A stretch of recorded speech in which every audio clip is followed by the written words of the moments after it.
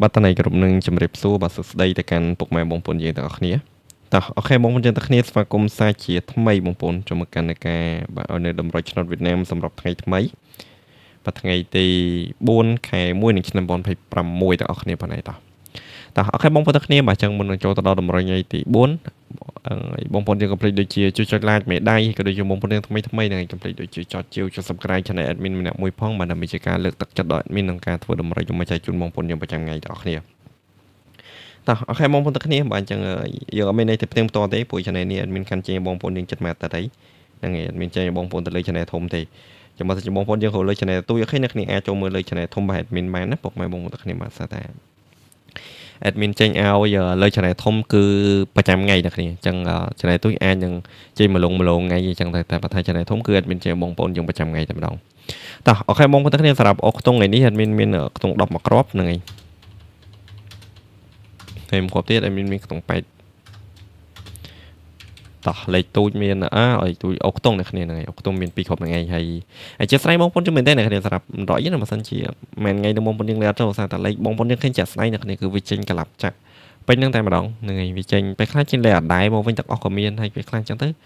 ចេញលេដែលយើងនឹកស្មានដល់អញ្ចឹងអ្នកគ្នាដល់ពេលអញ្ចឹងទៅក៏វាមានថ្ងៃចេញចប់វាមានថ្ងៃអត់តាមហ្នឹងអញ្ចឹងទៅអញ្ចឹងមានជាស្រ័យបងប្អូនយើងមែនទេតោះអុកខ្ទង់មាន2គ្រាប់ហ្នឹងឯងអ្នកគ្នាអុកខ្ទង់10អុកខ្ទង់8យើងអូបាន4ប៉ោះប៉ោះ A B C D អ្នកគ្នាហើយប៉ោះដែលមាននំបងប្អូនយើងអូលេងគឺប៉ោះ B និងប៉ោះ D តោះលេខទូចអ្នកគ្នាលេខទូច81ស្រោម7 8គុត17ហ្នឹងហើយតោះយ៉ាតែច្រឡំអ្នកគ្នា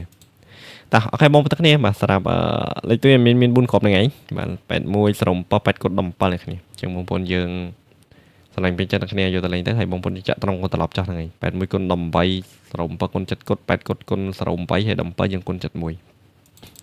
តោះលេខធំអ្នកគ្នាលេខធំមានតែ1គ្រាប់ទេ87គុតអញ្ចឹងលេខធំអ្នកគ្នាអាចលេងត្រង់ត្រឡប់បានដូចគ្នាបាទសម្រាប់លេខធំណាពុកម៉ែបងប្អូនទាំងគ្នាបាទតោះអូខេបងប្អូនទាំងគ្នាសម្រាប់ថ្ងៃទី4ខែ1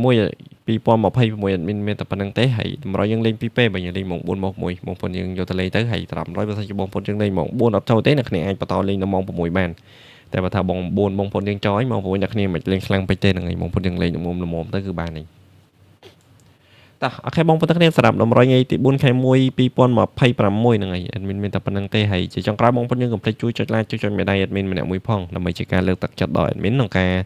បាទធ្វើតម្រុយយកមកចែកជូនបងប្អូនយើងប្រចាំថ្ងៃទាំងអស់គ្នា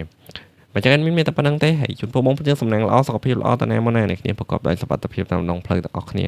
បើចឹង admin សូមអរគុណសូមជម្រាបលាបាយបាយបងប្អូនទាំងគ្នាបាទ